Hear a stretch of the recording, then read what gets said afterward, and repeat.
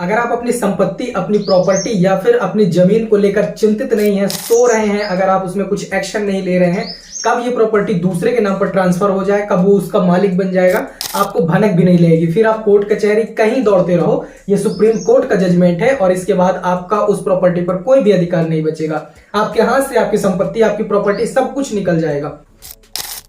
नमस्कार दोस्तों, जय हिंद। देखिए, हमारे समाज में प्रॉपर्टी एक ऐसा टॉपिक है, एक ऐसा सब्जेक्ट है जिसको लेकर हमेशा से विवाद होता रहता है। चाहे फिर वो घर में हो, चाहे भाई भाई के बीच में हो, चाचा ताऊ के बीच में हो, भाई बहनों के बीच में हो, या किसी पड़ोसी के साथ हो, या फिर किराएदार के साथ हो, कहीं पर भी हो। ऐसे लाखों केसेस आपको हाई कोर्ट से लेकर, तहसील से लेकर, सुप्रीम कोर्ट से लेकर पेंडिंग मिल जाएंगे सिर्फ प्रॉपर्टी के मामले में। और प्रॉपर्टी में ये विवाद सिर्फ इसलिए होता है पजेशन के लिए, यानी कि हम अपने हक में उस प्रॉपर्टी को कर लें, इस प्रॉपर्टी पर मेरा हिस्सा है, इसके लिए सिर्फ ये विवाद शुरू होते हैं और ये चलते रहते हैं, लोगों की जान निकल जाती है। ऐसा प्रॉपर्टी के पोजीशन से लेकर सुप्रीम कोर्ट के कई बार जजमेंट आ चुके हैं। अभी लेटेस्ट में सुप्रीम कोर्ट का एक नया जजमेंट आया हुआ है, जिस पर अगर कोई आदमी सिर्फ इन 5 कंडीशंस को कंप्लीट कर लेता है, इन 5 कंडीशन को प्रॉपर्टी में चैलेंज करते टाइम प्रूफ कर देता है, तो आपकी प्रॉपर्टी उसके नाम पर हो जाएगी, उस प्रॉपर्टी का वो मालिक हो जाएगा, ऑनर हो जाएगा और आप कुछ नहीं कर पाएंगे। ये judgement Supreme Court of India का आया हुआ है। सो इस वीडियो पे इस पूरे जजमेंट का सार समझेंगे कि इस जजमेंट में ऐसी कौन सी 5 कंडीशंस बताई हैं सुप्रीम कोर्ट ने कि अगर कोई इसे फुलफिल कर लेता है, कोई इसे कंप्लीट कर लेता है, तो आपकी जमीन का वो मालिक बन सकता है, आपकी प्रॉपर्टी का वो ऑनर बन सकता है। इससे पहले चैनल पर नए हैं तो सब्सक्राइब करके नोटिफिकेशन को इनेबल कर लीजिए। देखिए, किसी भी प्रॉपर्टी पर अपना हक साबित करने के लिए, अपना अधिकार सिद्ध करने के लिए उस प्रॉपर्टी पर कब्जे का होना जरूरी है कि मैं इस प्रॉपर्टी पर काबिज हूं, ये प्रॉपर्टी मेरी है। अब एक एग्जांपल से इसे समझ लो कि चाहे कोई किराएदार हो, चाहे आपका भाई हो, चाहे आपकी बहन हो, आपके चाचा हो, आपके ताऊ हो, कोई भी हो, अगर वो प्रॉपर्टी पर अपने हक के लिए दावा करता है तो इसके लिए उन 5 कंडीशंस को फॉलो करना उसे मैंडेटरी है, जो सुप्रीम कोर्ट ने इस जजमेंट में बताई। जिसमें सबसे फर्स्ट पॉइंट है कि वादी या कब्जेदार को यह पता होना जरूरी है कि इस प्रॉपर्टी का एक्चुअल ऑनर कौन है। जैसे कि हर एक पॉइंट को एक एग्जांपल से समझते हैं तो ज्यादा अच्छा समझ में आएगा। सपोज करिए कि आपकी प्रॉपर्टी पर कोई किराएदार रह रहा है, या आपका भाई रह रहा है, या आपकी बहन रह रही है, आपका चाचा ताऊ कोई भी रह रहा है, उसे इस बात की खबर है कि इस प्रॉपर्टी के रियल ऑनर आप हैं, तो आपके प्रॉपर्टी पर कब्जा सिद्ध करने की पहली सीढ़ी को उसने क्रॉस कर लिया। यानी कि उसे पता है ये बात कि आपकी प्रॉपर्टी का मालिक एक्चुअल में कौन है, जो जिस प्रॉपर्टी पर वो रह रहा है, तो उसने फर्स्ट स्टेप को क्रॉस कर लिया।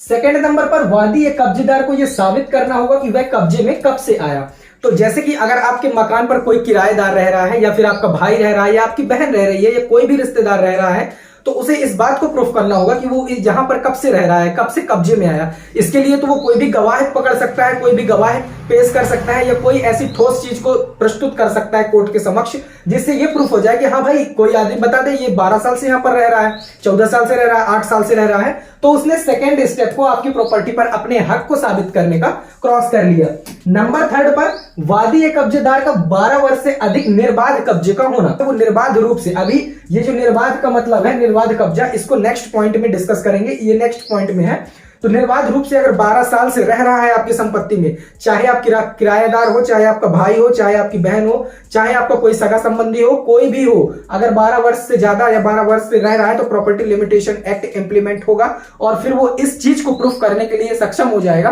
कि 12 वर्ष से मैं यहां पर रह रहा हूं, इस प्रॉपर्टी पर मेरा अधिकार है।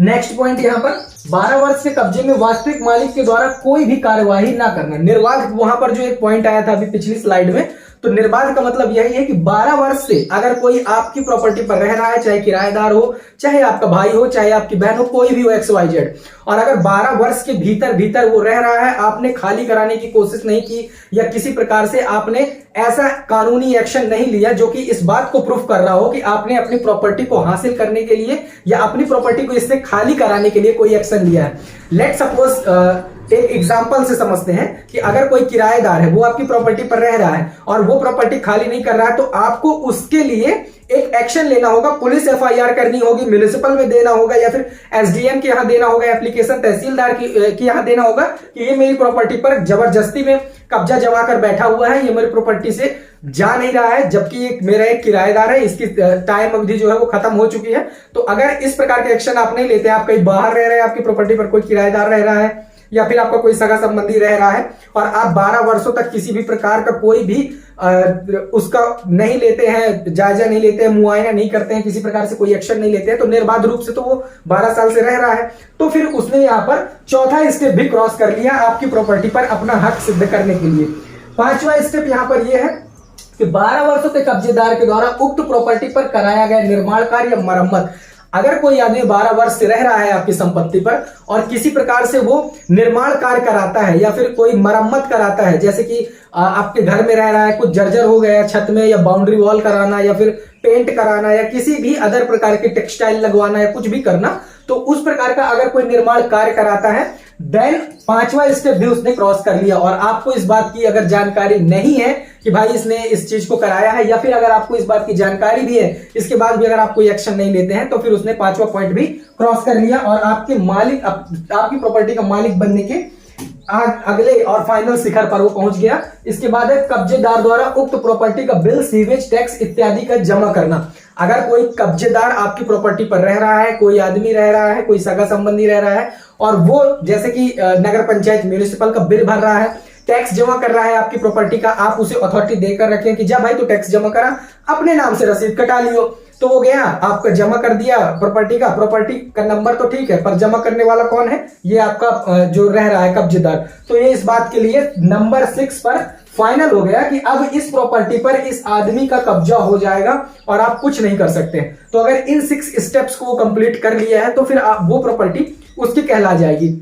इसमें सबसे इंपॉर्टेंट चीज ये है ध्यान देने वाली कि अगर आप किसी को किराएदार नियुक्त करते हैं, किसी को घर पर रखते हैं, तो सब अगर आप बाहर भी रह रहे हैं और आपकी प्रॉपर्टी पर कोई रहे, तो सबसे पहले तो आप उसे ये राइट मत दीजिए कि वो आपकी प्रॉपर्टी का टैक्स जमा करिए, आप अपने से जमा करिए, अपने नाम से जमा करिए। दूसरी बात, अगर आपको लग रहा है कि किसी प्रकार का इंफ्रास्ट्रक्चर या कोई निर्माण कार्य किया जा रहा है आपकी प्रॉपर्टी पर, तो इमीडिएटली उस पर एक्शन लीजिए और अपने द्वारा कराइए। तीसरी बात, हर बार रेंट एग्रीमेंट 11 महीने के लिए होता है, उसे आप बनाइए और अगर थोड़ी भी गड़बड़ लगती है तुरंत खाली कराइए और पुलिस स्टेशन में, एसडीएम के यहाँ जहां भी हो कंप्लेन रजिस्टर कराइए, जिससे ये होगा आने वाले टाइम पे कि भैया हमने इसे आगाह किया था, हमने पुलिस को भी बताया, एसडीएम को भी बताया कि ये प्रॉपर्टी पर हमारे प्रतिकूल कब्जा करने की तैयारी में है, ये खाली नहीं कर रहा है। इस प्रकार से आप अपनी प्रॉपर्टी को बचा सकते हैं। आई होप आपको ये वीडियो पसंद आया होगा और अगर आपको ये वीडियो पसंद आया हो तो मेरी रिक्वेस्ट है कि चैनल को सब्सक्राइब करके वीडियो को लाइक कर देना और दोस्तों के साथ शेयर कर देना। आपके जो भी डाउट हो कमेंट सेक्शन में पूछना। मिलेंगे नेक्स्ट वीडियो में, तब तक के लिए जय हिंद।